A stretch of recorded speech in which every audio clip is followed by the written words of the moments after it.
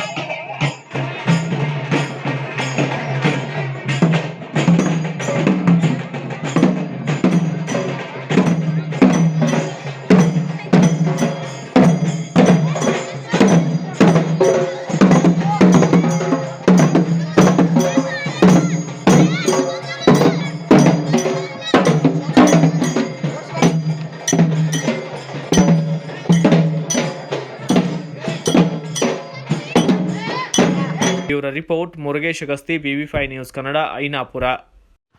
Thanks for watching. Read, discuss and debate with editor Dr. Yan Prashant Rao. Wanted reporters in print, digital and visual media for Bharat Vaibhav Daily Newspaper, BV News 5 Channel and BV Fast Web News from all the talukas of Karnataka, Goa and Maharashtra. If interested, send your resume to 9019229369.